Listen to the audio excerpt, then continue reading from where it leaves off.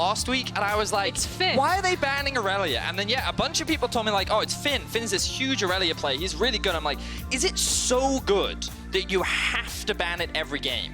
And also, if it is that good, let us see it. Because I want to see why someone is so that good at Aurelia. Like, why it has to be banned every game. So we had a slight mix-up, a slight change-up from game one with the Kennen being banned out instead of the Rumble on the side of Rogue, but immediately they lock in the Aatrox once again. I just feel like the narrator is like, yes, Aurelia was that much of a problem. They banned it again. Yeah, I agree with this adaptation. So one of the other adaptations that I wanted Schalke to do is to actually put much higher priority on Sylas. We saw how much abuse Inspired was able to deal back on Trick, having a faster jungle clear than the Sejuani. So I feel like by Schalke taking the Sylas, they actually get the best of both worlds. Now, if Rogue picked the Sejuani, which I think they should avoid at this point so they don't give Sylas a free ultimate, they can abuse with that ultimate and also have a very fast jungle clear as well as a flex opportunity. The risk that they run right now is that if Rogue do not go for Sejuani, Schalke could get Sejuani, Sylas plus Lucian. Because the Sylas is a very common pick into the Akali matchup, and it's something that Abbedagge is also very comfortable on. This was something he ran into Jizuke last week, and I think that you kind of have to lock in the Sejuani now to ensure not only like a strong engage, but also to deny it away from Schalke. But instead, Rogue is sticking to their guns. Yep. They're saying that we don't need it. We want to get Woolite on another comfort pick. He's going to play the Kaisa once more. They think that it's fine into the Lucian. And we'll see if there are any adaptations. Ooh, I do quite like this adaptation, taking away the Rakan, one of the safe bot laners that often match up with the Kaisa. And as I say that, the hovers baited me. We're going to see the Rumble top lane coming out from Odoamne. It was banned out in game one, of course, so Odo getting his hands on something that he is very comfortable on. Now, I don't want to say that it's not Odo's Rumble, but in the LPL, they play a lot of Rumble mid.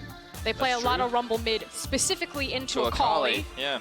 So, just going to throw that one out there. I know that Odo is typically the Rumble player. The other thing is we're now looking at jungle bans, I guess is what we would assume from the side of Schalke. As I say, there's the Olaf ban coming out from them as well. Last game, they decided to take away the Alistar down towards the bot side of the map. They could look to do the same thing again. I would consider banning away the Rakan, or you could ban away the Nautilus and lock in Rakan for yourself. But then, of course, Rogue could then do Kaisa Alistar. So I feel like that regardless of what, if they want to ban a support, Rogue have a lot of options to try and match the 2 versus 2. And on the other side, I actually expect Rogue to look for double jungle ban here and ban away the Sejuani and the Skarner and take away a lot of Trick's comfort picks. We'll see if they double down on that or try to pinch that support pool. Oh, that's quite interesting, yeah. Because then you could force them onto something maybe a little more aggressive. And I mean, the first time, well, the second time these two teams met and he played Elise, wasn't the best performance. I could have hit more Elise cocoons than he managed to. The Lee Sin will be the ban. It's another jungle ban from the side of Rogue, and with Rakan taking off the cards, Schalke will immediately lock the Alistar. But by taking away the Alistar from the Kaisa Ali combo, this now leaves Inspired up to grab the Skarner. So while Lee Sin has been banned and Sejuani, there's the opportunity here that Rogue take away the pick from Trick anyway. I really like the Braum answer. I think it's such a good pick. Really good disengage tools as well against the likes of a Rumble. Sorry, the Alistar. I'm now looking... Do you think they lock in the Skarner here? I feel like that... I mean, you know it's going to be Skarner if you don't lock it, so it's like, what do you feel comfortable taking into that matchup for Inspired? I mean, there's Zac apparently. Zac is what you feel comfortable playing into that matchup. It's a level 6 jungler. Okay, I was not expecting a Zac. I mean, one of Zac's biggest strengths is that he does act as an engage. You can see the hover of the Nidalee. I know you're excited about it. We don't talk about hovers. Do it! So you for talked now, about the Rakan hover for an age, Vedius. Let Frost talk about it. We'll talk about the Zac pick for now. I think that what Rogue's comp was lacking was a form of engage. And what we do know from Rogue is that while they don't often rely on team fighting, it's something that happens a lot. And it does need to come out from somewhere. So if it's not coming out from Vander, it's going to come out from Inspired. So something that Schalke's composition was missing was AD damage. So I like the fact that they actually go for the Xin Zhao when you're paired between Sylas and Rumble. It especially makes that top lane so devastating when you can team up the Xin Zhao with a Rumble trying to protect him. Because the thing about Rumble is that he demands a lot of jungle resources because to be effective, he needs to be pushed up into his lane. So I like the adaptation of going for more early game aggression from Trick rather than falling back to his Skarner. Although I love Nidalee. Nidalee is so good into Zac. Yep. What I love about Schalke's adaptations into game 2 was okay, our strategy was to get an early game lead in game 1. We weren't aggressive enough. Let's pick more aggressive picks. So now they have a Xin Zhao, they have the Lucian Alistar bot lane, and they have a Rumble. So they have 2 easy lanes to play around, and I expect to see Abbedagge once again grouping up with Trick and looking to play towards side. So again, the question is, can Schalke find this early game lead, or can Rogue mitigate them and stop them from getting upset ahead? Because that's the thing, it's been a hot minute since we've seen someone like a Zac. Now, Zac's gank windows usually happen around level 4 when he's able to kind of get to one of those lanes. We do need to remind teams that they have a different entrance into lanes, very much like a Rek'Sai. So my eyes are on Inspired and how he's able to get Zac to that level 6 and what he can get done in an early game. Well, for now, we're going to hear from this Schalke coach. It's Dylan Falco backstage with Law. All right, Dylan, tell me about the game plan here. Which lanes need to be ahead for you to succeed in this game? Well, they're playing Zac this game versus Xin Zhao, so we win jungle really hard early. So I think getting a jungle advantage or an early game advantage would be really good for us. All right, well, thank you very much, and good luck on game 2. Back to you guys. Pretty much what you guys said. They want an early game advantage against Zac. That's what Schalke are looking for, investing heavily into the early game. Rogue have a similar composition to game 1, I'd say. A bit of side lane threat, a lot of scaling on their side. Do want to point out that this time around, because Woolite is not facing Trick Sejuani, he has opted for the teleport as opposed to going for the cleanse. Rogue are one of my favorite teams when they have multiple teleports because they are so good at playing around the map and using numbers advantage with that summoner spell. So you get spotted if you go for this invade. Schalke just walked by the tower looking for something. Oh, okay, what they were trying to do a flank position on the tribush. That makes more sense. Okay. So I think makes a lot more sense. So what I think Schalke was looking for was to actually set up an invader, or at the very least get this deep vision, because a typical early game jungle path from Zac usually looks like a full clear and starting on the red side. So it's one of the safer sides, something that you often see from things like a Gragas, a Skarner, a Sylas. And so by getting information on where Inspired starts, it makes it a lot easier for Trick to either look for counter ganks, look for invades, and basically look to dictate what Zac is even able to do. Because as we all know, Zac pretty much does nothing in the early game. He has 0 trade power. He costs his own health in order to clear the jungle. He is very susceptible to being killed in the early game. Level 4 gank window, otherwise level 6. That's basically Zac's play pattern there. I do like a lot of this vision to keep track of him. Again, we do need to remind people that Zac, like Rek'Sai, can have interesting gank paths over walls, especially how he attacks the mid lane. So post level 6, especially when Larssen also has level 6, I expect that's when Inspired will spend a lot more time around the mid lane, but otherwise, I actually think he's going to be playing around these TP windows and team fights in general. Now, what's interesting here is how Inspired has shifted his jungle pathing a little bit. Notice that Trick has immediately gone towards the enemy blue, so he went red to blue, and he's going to be stealing away this Gromp as well. He feels confident that he can make this play again because of that early ward. He saw where Inspired started, but Inspired not actually going for the Krugs, decided not to clear that out, and was hoping that he could path up towards topside to get there a little bit earlier. But unfortunately for him, Trick is going to be here and he's going to be denied that buff. Yeah, and it's really devastating because you saw the immediate on the way ping from Inspired back down to his Krug camp, which means he's not going to get the early respawn of his Krugs, and Krugs are so important for a jungler that really relies on hitting that level 6 fast because you get the most gold and the most experience from the camp. So I like what you're talking about, the fact that Inspired was trying to make sure that he didn't get 3 buffed, but now he's also been put behind because he didn't clear his Krug camp, skipping it to try to make that way to blue. You see Trick with the drive-by gank towards that middle lane, forcing Larssen to flash as the abduct abscond was going to land from Abbedagge, and I think a lot of the early game for Schalke tends to be on Trick's shoulders. How much can he play around his laners? How much does he play around Abbedagge? And then how do they use that in moving to the side lanes? And what I'd like to see is him spending a lot of time around Larssen now that he hasn't got that flash up anymore. But what I do think is important to recognize that a jungler is often only as strong as the laners that he has. Because if the laners aren't generating pressure, then it's often difficult for the junglers to be able to invade, set up plays, and so it's often this working together tandem thing. And while I agree that I think that Trick is the person that makes a lot happen, it's also because I feel his laners, while not the most dominant in terms of their playstyle, are actually very good at creating opportunities to allow him to set up these plays. And something that Abbedagge did was push in early, but then allow the bounce back so that Trick could come in for this early gank around the level 2, level 3 mark. So again, like that cool working together is what I think we see a lot of from Schalke in the early game. And kind of tracking Trick's early pathing. He was looking for a gank. I'll hold it though as Inspired goes in. Lands the stretching strike. Trick will land the smite though, and that means he's going to heal up. Finn was on his way down as well. Can just umbral dash across the wall, but Trick going in. And Odo there with a flash chase. It's easy enough for Schalke, first blood.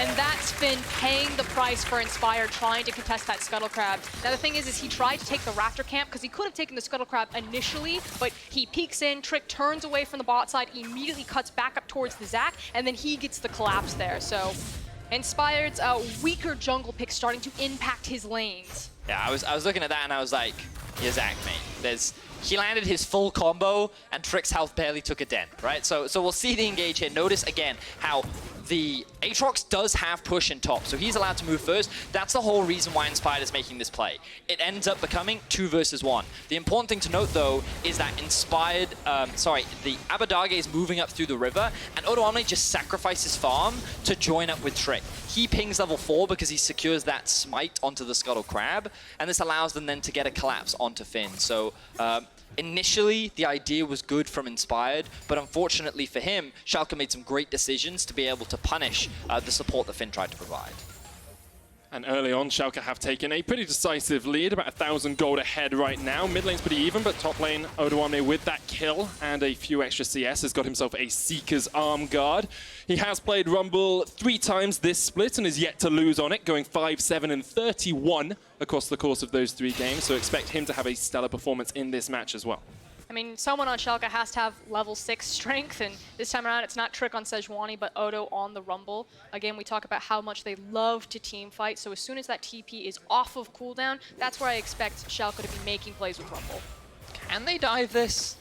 I feel like it's super dangerous. I mean, they can, doesn't mean it will work. Flash away from Woolite straight away as IgNar's tanking up the tower. The Ignite is down, but Trick is here in time. 2 kills to Schalke and Vedius. Yes, they can. Yeah, very clean dive coming out from Schalke. Honestly, IgNar, he held the aggro perfectly. He soaked up like 2 or 3 tower shots before it swapped, and then, yes, Upset had to take 1, but the damage is already done. There was no defensive combat summoners this time for Woolite. He will use the TP to get back into lane, but there was no Inspired to offer support, which means that Rogue's bot lane ends up getting shut down. And like you said, it really started off with the ability to juggle the tower aggro, no one going down. I thought at first it might be disaster because they split a lot of the damage, Trick going on to Woolite, while IgNar targeted Vander with Upset there, but very squishy support just fell down. Couldn't quite get the concussive blows stacked up on anyone either, so no one was stunned underneath that tower. And now Schalke have a sizable lead. And this is the biggest difference from Game 1 to Game 2.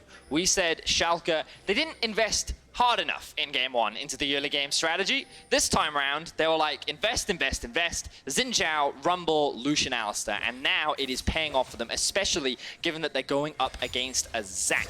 Now they have the right set on Larssen. Still no flash available to him, but of course he is still level 6. So IgNar, he's not going to look for that play. But main point here is that Schalke currently 2k gold ahead, and this is exactly the situation they want to find themselves in. We also have a situation now where Inspired has slipped in underneath here. Now he is just covering for his lane and just curious here while the wave is pushed up. He wants to allow Woolite and Vander to make sure that they don't get frozen on here. Yet to hit that level 6 though, so it doesn't have a fight-changing ultimate as of this moment. But as you say, they're just pushing out the lane, and it looks like in the end he will back away. Hex Flash used from IgNar. Always get a little chuckle when you see one of those go sideways. Like, I'm coming, guys, I'm gonna go in. No, I'm not actually. I was just trolling you. Just joking. IgNar was there to send a message, you know? He was about, if you approach this wave, I will flash on your face. And so they didn't approach it. They disengaged. Now Trick has made his way towards the bot side of the map. They know that they have the wave in a pretty safe spot, and Abbedagge is already roaming down. So their priority over this, and honestly, if Rogue tried to fight, they'll just lose. They have a Zac, still not level 6 yet. They don't have the damage to contest. So even if they tried, it would end in disaster. The only good news for Rogue is that it's an ocean versus something like an Inferno or a mountain. I don't think they should do this. Smite comes down from Trick. IgNar jumping in, lands the pulverize, headbutt back as well, but up towards the top side. Abbedagge is fighting. The Cullen comes out. Already one is done. Trick gets his 3rd kill of the game. And Rogue, yeah, probably shouldn't have fighted that one. Yeah, I was... What did I say? Try not to fight. Yeah, but you also said Schalke couldn't dive. Well, so I said, could they dive? And the reality was that they were able to do it. But in that situation, it just, like, you're a level 5 Zac against a Lucian with a BF sword. He's still a level fully 5. completed warrior in chat. Oh, now they're gonna die. IgNar hex splashes. He says, you approach your tower, I will dive you. And that's exactly what Schalke do. They get another kill on the board. Inspired trying to do what he can against Upset, but Upset just walks away. And Schalke are 5-0 up before the 10-minute mark. And this was the game 1 game plan. This is what Schalke wanted. They put priorities into IgNar to get something like a Leona, but this Alistar pick is paying off way better for them. That early flash wasn't burnt like it was in game 1, and suddenly Schalke's bot lane looks so much more dominant. And this is the thing, right? Coming into this series, one of the things that a lot of the casters discussed about was the bot lane. How attackable was it? And coming into this series, it was very obvious based on the draft that Schalke wanted to attack this bot lane. Frosk just talked about how they couldn't do that. This time they doubled down, and now both Woolite and Vander are 0-2 and 0. They find themselves in a huge deficit, and it's not getting any smaller as they tried to set up the collapse here, but Upset and IgNar were already in a position where they had priority over the river. Now Schalke are moving their attention up towards the top side. They're zoning Finn away from the farm, and you can see this gold gap was 2k only 2 minutes ago. Now it's extended to 4. Massive advantage for Schalke, all off the back of Trick, who's been caught out, but immediately flashes forward. Larssen has to jump across the wall with his perfect execution, and Trick is having a barnstormer of a game so far. That was a bit of a fancy footwork there, using the flash to get out of the Zac Q immediately on top of Larssen. But didn't trade flash for flash, so we'll see if Xin Zhao needs that one for a later play. So we now think about options for Rogue in terms of coming back into this game, and a lot of it is just you got to scale. Like, you really don't have that many options. Again, like, we keep coming back to this Zac pick because it is a huge risk. Many pro players recognize how weak he is in the early game as a champion and how exploitable he can be. A lot of the plays that Inspired made in game 1, where he was covering for his laners, setting up for counter ganks, you try to do that on Zac, it can go horribly wrong for you just because of how limited in terms of damage that you have in terms of the early game. So Schalke are taking full advantage of this. But the important thing is that Schalke keep the pressure going because they're a very early to mid-game focused comp. And if this game gets to like 30 minutes, then that's when Rogue's comp has avenues back into the game. I actually find it really curious that Schalke didn't look to rotate their bot lane towards the top side with no dragon to play around, and are effectively trading this Rift Herald for the tower plates and the bottom gold for Upset. If this is a conscious choice, which it does look like it, it just tells me how much more they want to invest in making sure that Upset gets snowballed ahead of the clock. Yeah, you're completely right, because what this is going to allow Rogue to do is effectively trade in terms of plates. Now, of course, they will not get the same amount of gold, especially with this Rumble ultimate mitigating some of the pressure that they're looking to put down, but the fact that Rogue were able to get any plates at all just goes to show that Schalke was so focused on getting this bot tower that they're fine making this trade. Only 2 plates in the top lane for Rogue compared to that 5 plate and the extra tower gold from taking down bot tower early on for Schalke. Essence Reaver already finished on Upset, and he's in a very strong position, looking for those 1-2 item spikes for the Schalke team. I mean, frankly, it was one of those situations where it wasn't a good Rift Herald call from Rogue. Now, maybe they made the call because bot lane is done, we can't contest against this Lucian Alistar, so we need to get gold elsewhere, but that was still a cross-map play victory for Schalke, despite the fact that the monster objective went to Rogue, because now you see the item discrepancy between those AD carries. Pickaxe and BF Sword to a completed Essence Reaver and a Zeal. Upset hits like a truck right now. Yep, and now they just want to kind of keep this momentum going. Their eyes are set on securing this tier 1 in the top lane. Plates will be falling off in about a minute's time, and that's when I really think we'll start to see the pressure accelerate for Schalke, because while they want to grab as many plates as they can, the reality is securing all these plates is very challenging. And unless you are miles and miles and miles ahead, it's very difficult to do. But once they fall off, these towers fall like paper. And when you have an Aatrox that, a Lucian that is this strong, then it is very easy for them to be able to siege on these objectives. It's also the fact that Odo is sitting at level 10, so just 1 level away from that level 11 and double points into his ultimate. The Dragon, another Ocean, is going to be spawning in 13 seconds, and as soon as Odo takes over to level 11, Schalke are going to have so much confidence to rock up to any team fight and just know that they can blow Rogue away. Rogue, at this point in the game, need to stabilize the map, start slowing things down, and funneling resources into all of their carries. Look at the positioning of Schalke, though. they've actually sent 4 members up towards the top river. It seems like that their eyes are way more focused on securing this top tower, even though the Ocean Drake is alive. There is little to no vision investment here, and I feel like Rogue's game plan is, okay, we can't fight for Drake, so we'll trade top tower for the Drake. But Schalke's like, nah, we don't care about that. We'll just take both, thanks. Schalke have been spotted on a ward here as Inspired jumps in, Upset flashes away, the stretching strike comes out. Glacial Fissure used as well as Vander and Rogue try and take the fight, but Upset just going to rain hell on them from the side. Inspired just about able to get away. TPs came in from Schalke, but Finn stepping forward now, not going to look for anything more out of this. I think the intention from Schalke was correct, that they feel confident that they can take those team fights, but unfortunately the execution didn't pay off. Rogue were able to disengage, maybe save themselves from disaster here, and they actually used a crucial teleport from Odo away from the Dragon. But now it looks like that they're going to move straight back towards... I am quite surprised that they're not putting more focus on the Drake, regardless, a bit of a fight in mid. Finn almost caught out. The Equalizer used there. We'll just chip away at Finn. Larssen still has his ultimate. Pops the first proc there and manages to escape. The rest of Rogue pushing in mid. Sorry, the rest of Schalke now pushing in mid. I mean, I think you were exactly right, Vedius. It's this idea that Schalke know that they don't need to take the Drake now. That'll be theirs whenever they want, as long as Rogue don't take it from them while they're in their base. So I think that Schalke were just trying to match what Rogue wanted to trade across the map and then somehow get everything, but unfortunately misplayed the engage up top side, didn't find it top, didn't find it mid. We're like, okay, I guess we'll take the ocean. Yeah, I mean, to me, it just feels like a little greedy from Schalke to try and get literally everything while also protecting everything. I feel like that there were much easier objectives for them to take. Like, after winning that fight top, they actually could have hard committed to the mid tower. But then instead, they like threw a couple ultimates out. Like, it felt like that the engage wasn't really fully committed upon, and it just feels like Schalke doesn't have a clear idea of what they want. They're just kind of like, oh, this is up, oh, and this is up, oh, and this is up, and okay, well, let's try and get all, okay, I guess we'll go for that, and like, it just feels a little sloppy to me. I totally agree with you there, Vedius. I think we saw it last week in their games versus Vitality as well, taking fights they didn't need to fight, going for skirmishes in the mid lane when there were no objectives really available for them. However, they are in a sizable lead right now. 5,000 gold ahead, a 30 CS lead in the top lane, a 40 CS lead in the bottom lane, pretty even in mid. They're in a very strong spot. Yeah, this is their second largest gold lead of the split at 15 minutes, so Schalke are in control of this game.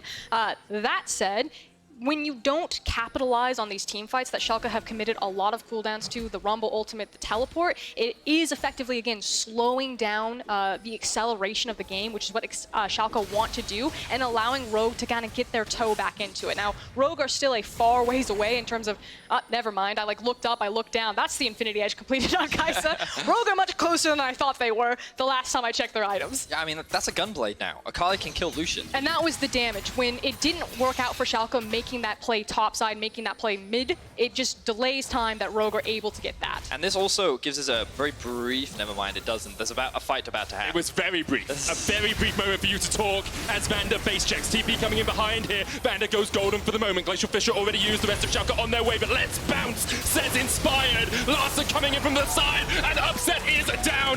Vander's fallen as well, but now Rogue have found the fight. Abbedagge has to flash for his life, but the chase is on. Rogue will not give it up without a fight. Rogue do not care about your 5,000 gold lead. They will take your life. Rogue come out on top. And we have to backtrack to the point at which we said Schalke was making sloppy mistakes. Because if you give Rogue an inch, they will take a whole mile.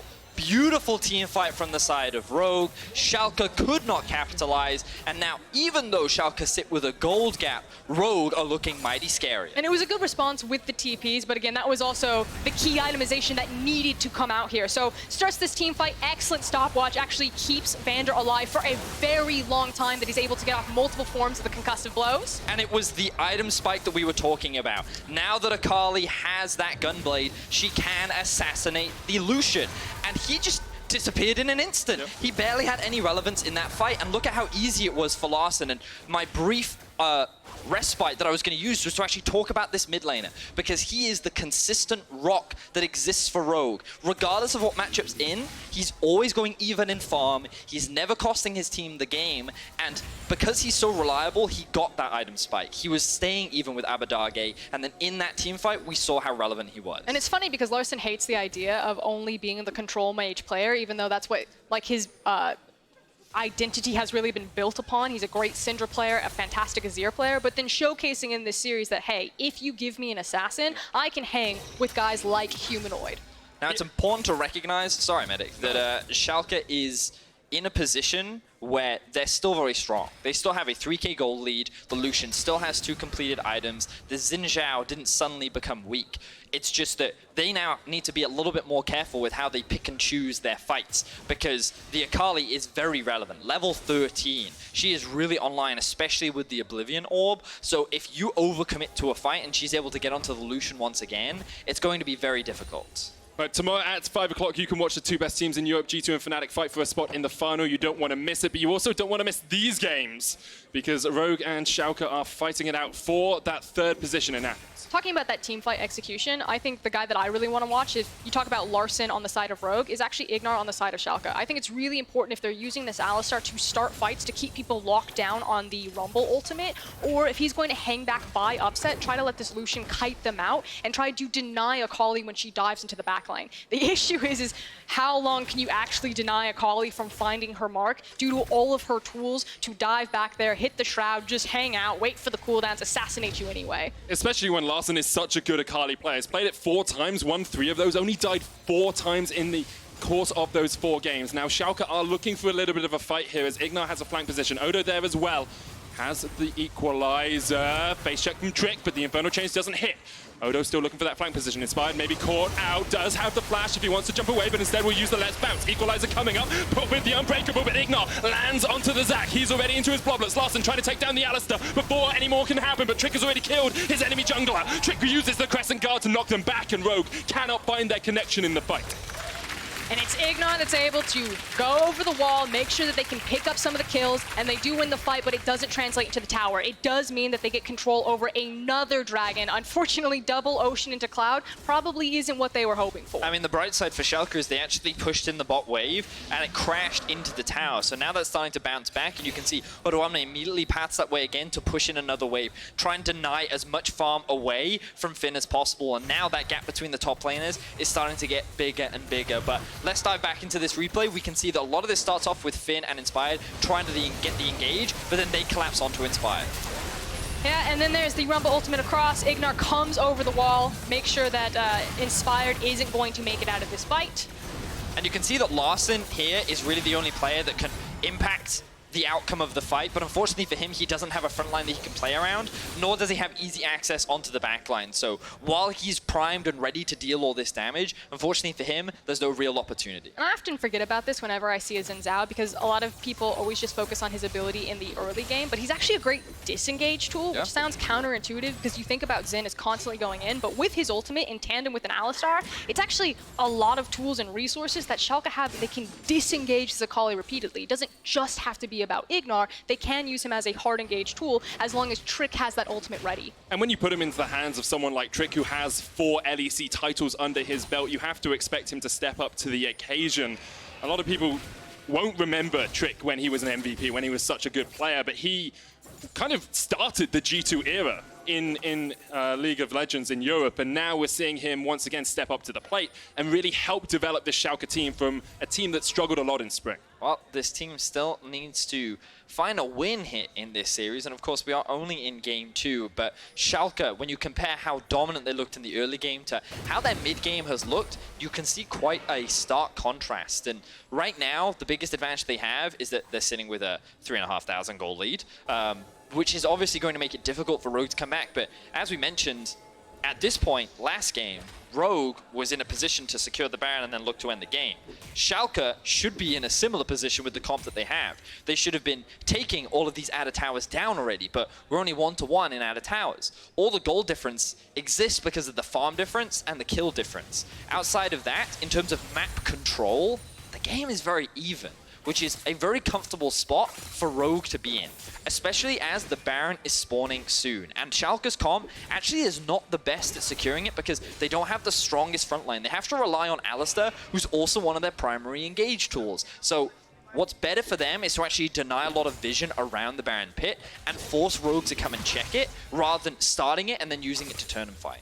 I feel like there might be a dive here. I do want to kind of continue this conversation about how both these compositions approach something like a Baron pit. For Schalke's comp, you kind of alluded to it. It's really hard to turn off the Baron. Once you're engaged in it, you kind of have to stick onto it. Whereas if you look at the tools on Rogue's composition, the fact that you have an Akali, that you have a Kaisa with an ultimate, that you have Aatrox who's very mobile, if Rogue actually ever starts the Baron, it's much safer for them to disengage from it and immediately turn towards a fight. Yeah, I agree with you. And I think that, unfortunately for Rogue, they're not really in a position to start the Baron. But I do agree with you that in the event that they do, it's a lot easier for them to turn away and then look for a fight. We are in a brief pause. It was thrown up by Vander, so we'll look to try and get that resolved relatively quickly. And during the pause, I think we can take a moment. So you've kind of evaluated the state of the game. Take a breath, yeah. Chill. It's quite warm in here, I've got to admit. I'm a little bit of a sweaty boy. You guys good at juggling? Can you juggle? No.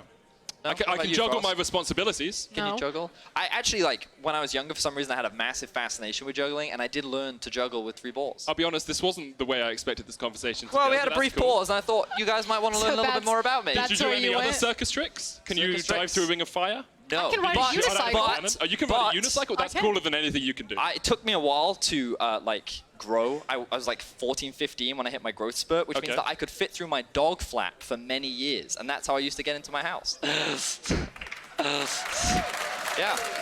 See? There you go. Cool little trick. It brings a whole new meaning to the word dog chap. Let's get back onto Summoner's Rift. Vedius can stop talking about fitting through different animal entrances. The pause only lasted like 5 seconds. Yeah, perfect comedic timing. Now, let's get back into the game. We'll notice that the Drake spawns in about 2 minutes' time. That could be a big point of contention for both these teams. Side lanes are trying to be in control for both sides right now, as we're seeing a bit of a reset. I'm looking at some of the items that have been completed, and I'm waiting to see if there are any big spikes. Ooh, I can see LS looking at Larssen's build and being proud as a Void Staff is completed before the Morellonomicon.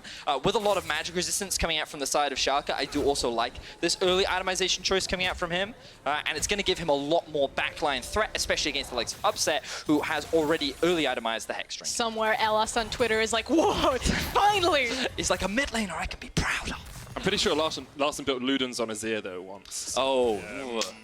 It's not allowed. You hate to see for now, we see Finn pushing in the bottom lane. Larssen actually roaming down and going to meet up with IgNar in the river. Forced back just a little bit by him. But a good thing for Rogue is they're still maintaining some vision control in the river for now, as Schalke will go in and try and clear that out and maybe look to set up around this Baron. It feels like Schalke are going to continue shifting from mid lane over into the top lane until they can push these towers down and find Rogue out of position. So Rogue were kind of just 5-man ARMing a bit into the mid lane, pushing waves back and forth, and Schalke were just going to sit in this position, continue to rinse and repeat this play until one of the towers fell over. The biggest problem, never mind, because it looks like we're going to have a fight There's in definitely a fight. Trick has the flank position, teleport coming in here. Trick goes forward, knocks Woolite back. Woolite will use the Void Tickets, gets towards the back line, and now Odoamne may be in trouble. Larssen low, Abbedagge low, back by the Infernal Chains. The Igniter's ticking, and Finn in the end will take the kill, but it's answered by 2 in return by Schalke. And it looks like Schalke walk away with 2 kills over their counterparts. Rogue were not ready for that fight, and honestly, Schalke had a great setup. They had the TP flank coming out from Abbedagge. They had the initial engage onto the backline, and Trick with a fantastic ultimate just completely split up the Rogue lineup, where from the get-go, Rogue were on the defensive. Great stop there by IgNar. Inspired was jumping in, stretching strike, they're pulling him back. Larssen's TP'd in behind this, and now Upset is in for a world of hurt. Shut down. Larssen 3-0-2 on this Akali. But the big issue was that Odo went and responded to the bot wave. And if Odo had been there in the mid lane, maybe that doesn't happen. But Upset and Schalke don't keep track of the teleport timer from Larssen. They don't keep track of Inspired. They're going for it. Trick just secured the Drake. They know where he is.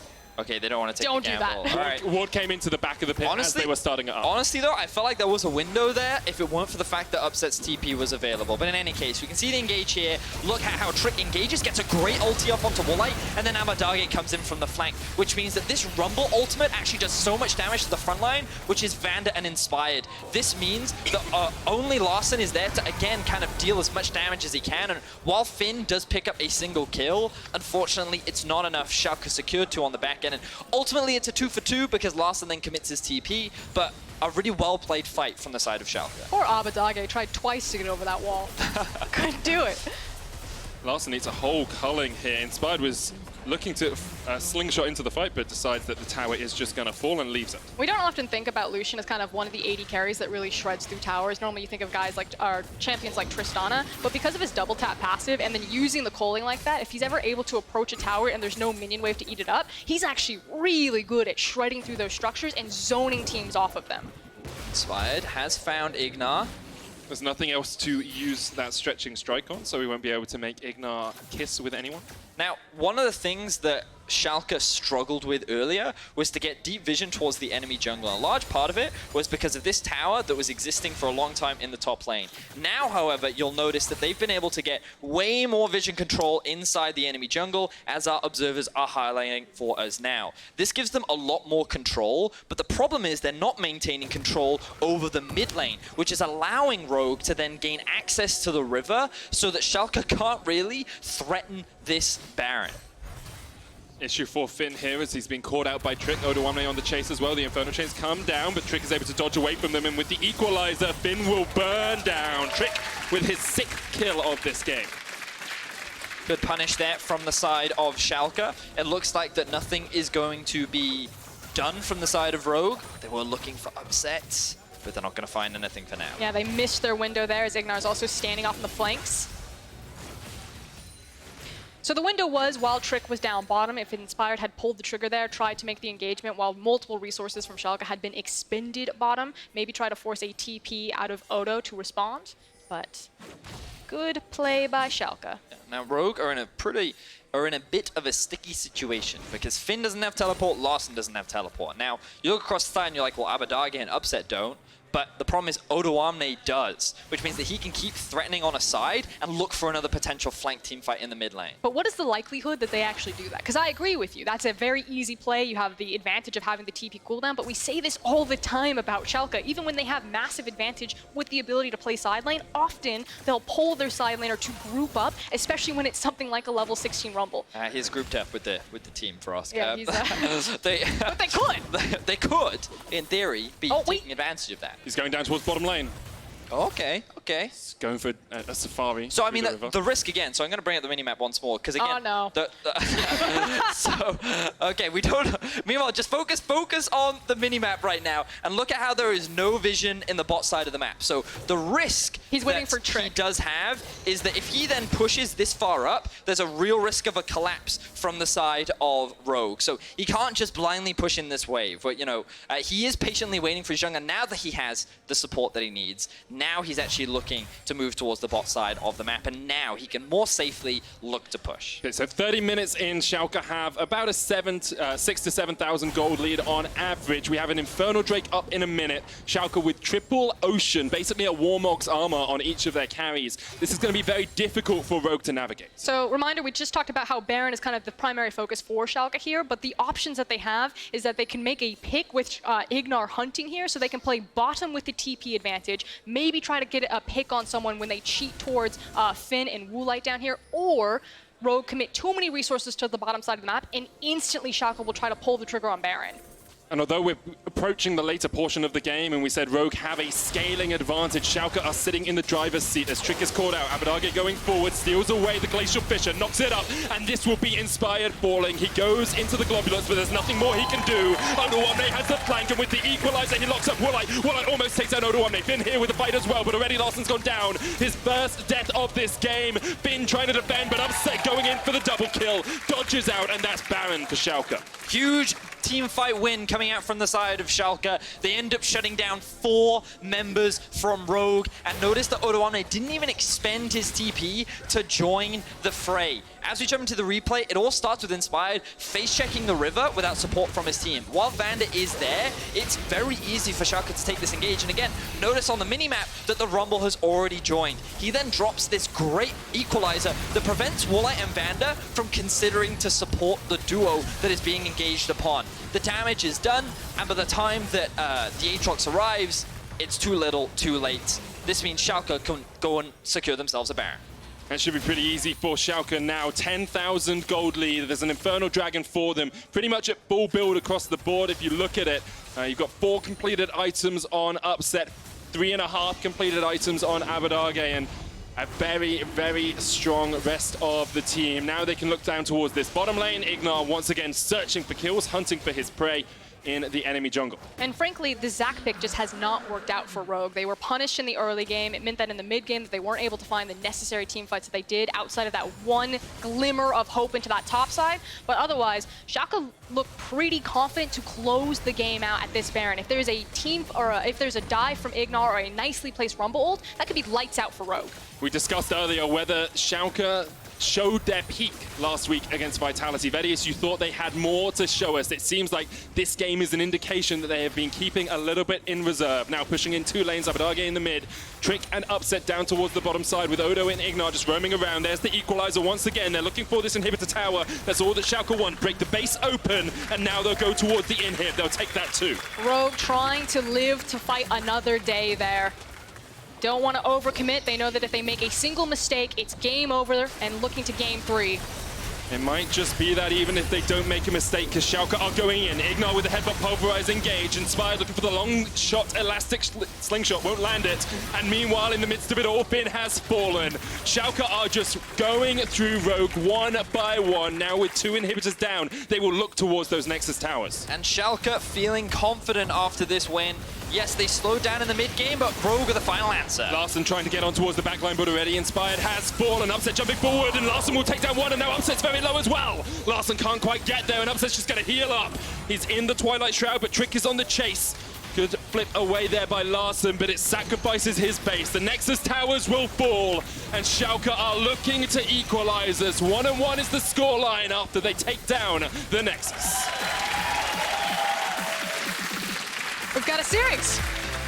We had a series before this as well, you realize? No, it actually looks competitive now. Oh, that's true. That's true. I'll give you that. We have a much more competitive series after Schalke showed us that if they get an early game lead with an early game comp, they can close it out. And that seems to have been the plan. We said it time and time again. You saw it in draft in game number 1. You saw it in draft in game number 2. Schalke are trying to contest and shut down this bottom lane. So with both teams knowing that this has been the focus so far in the series, what do we do to change it up? I have a feeling it's probably going to be the Zac pick. And this was the thing for me. I felt like that Rogue limited their options because of this Zac. You already touched on it, Frosk, about how in the early game they fell extremely far behind, and then coming into the mid game, they didn't have the power to contest a lot of these fights. And while we saw a couple of opportunities from Rogue, a lot of it just came down to poorly executed fights from Schalke, which they very quickly cleaned up as the game progressed. We saw a lot of great teleport flanks coming out from them.